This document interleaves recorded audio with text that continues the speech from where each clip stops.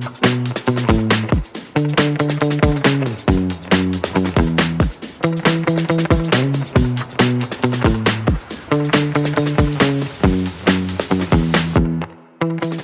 is what we got to do.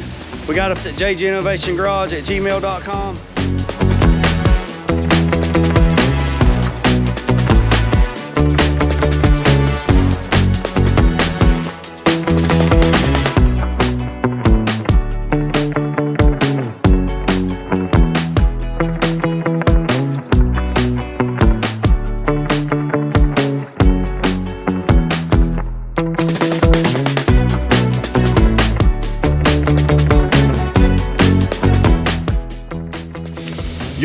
Yo, what's up? This is John from Innovation Garage in the Peach capital of the state, baby. All right, boys and girls, let's talk about a little bit about media blasting.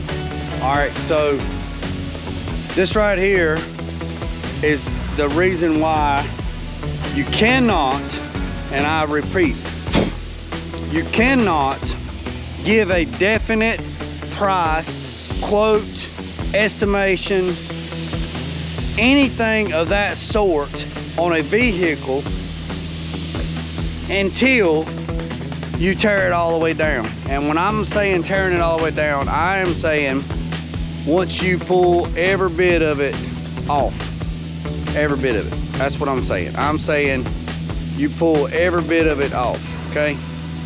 So I'm trying to turn this light out. I don't need a light.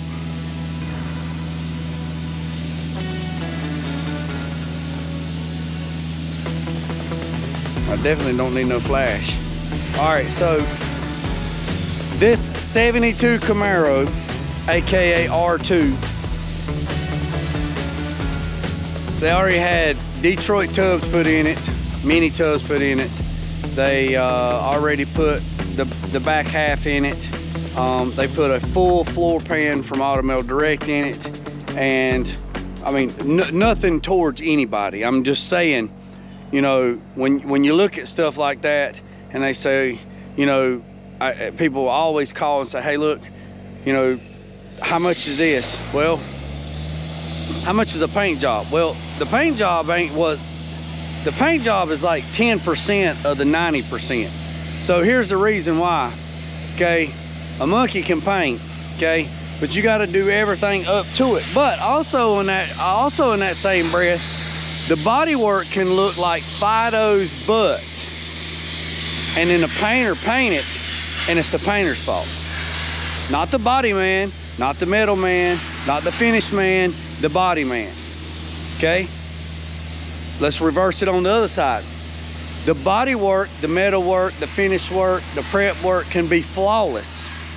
Be flawless. Paint man walks in there and paints it. The paint man is the best thing since sliced bread. He's the best painter in the world. Not really. He's just good at what he does. He's 10% of a 90% operation. So, with that being said, it works two ways. It's like a double standard, okay? The double standard is this. Let me walk over here so I can get away from the blaster. It's a double standard. So, if the body work looks like crap, and the metal work looks like crap, the finish work looks like crap, the gap work looks like crap, and the painter paints it, it's the painter's fault. It's his fault. Looks like crap. No, it's not. I painted it. My paint's slick as it can be. I can't help it the panel looks like the daggone the back side of a washboard. I didn't do the body work. I didn't do the finish work. I didn't do the prep work. I didn't do this. I just walked in the booth, wiped it off, tacked it off, shot my color on it, caught my clear on it, walked out the door. Now, let's reverse it around the other way. The body work, like I said, the body work all the way up to the paint work can be flawless. The painter gets the pat on the back. The painter gets the, "Ah, boy, man, you the best painter since sliced bread." Yeah, but what about the guys that busted their butts, rubbed their fingers off from the No Fingerprint Club? What about them guys? Them guys right there is 90% of the backbone. They are, not the painter. Painter's just a small portion of the puzzle. Now, let's go the different way.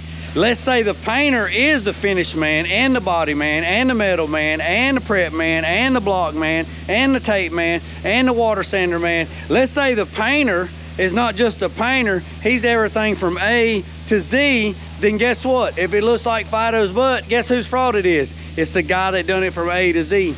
Guess whose problem it is if it's the best thing since sliced bread? The man that went from A to Z. So fellas, y'all gonna have to stop beating up on these painters, and you're gonna have to stop giving these painters all this clout, because if the painter is not doing all the work with the guys down there working, then he is just a painter. That's it. So now let's get back to what I was saying. Now, this car, when we got to looking at it, it has had quarters put on it. The quarters was cut about 3 inches below. I noticed that the body gaps didn't look right. I noticed that the body lines didn't add up right. When you get the door kind of adjusted, the body gap of it looked like the door needed to come further out, but that wasn't the problem. The problem was the filler. Filler is your friend to a certain point. Then after that point, it's not your friend, it's your enemy. The body line on the quarter of the Camaro was further than the body line on the door. So Elijah got the door adjusted as best we could get it. The doors was kind of whatever, hinky, twisted. We didn't use the doors anyway. We got rid of them because they was just in so bad a shape. But we're trying to figure out why the body line on the quarter is so far out. Well, come to find out, it had quarters put on it.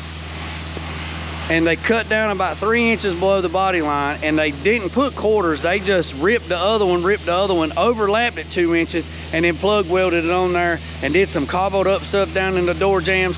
The door jambs had over a ½ inch of body filler in the door jamb. I don't even know how the door even shut. So my guy Mike, he started blasting it. He calls me, or he hollers. I go out there and look. There is a ½ inch deep of filler from the top of the roof all the way down to the bottom. The hole from the door jamb all the way back, it was over a ½ inch thick. Now I'm gonna walk down here. This car needs quarters. No question about it. It's pieced together like a puzzle, and to do it right, to do it the right way, to do it the correct way, these quarters need to come off and new quarters need to be going on. Plain and simple, that's what it is. Now, here's the thing. If they opt out not to put the quarters on it, that is perfectly okay. We will epoxy this thing, we will metal treat this thing, we will bolt this thing back together, we will send it on the buggy, and we will say adios, because JG Innovation Garage is not the place for you to be, and unfortunately, I'm sorry. Now, I'm gonna walk you down here, and I'm gonna show you what we got going on. Now, it's gonna be loud, so you're just gonna have to deal with it, but I want you to look at what I'm talking about. Here we go.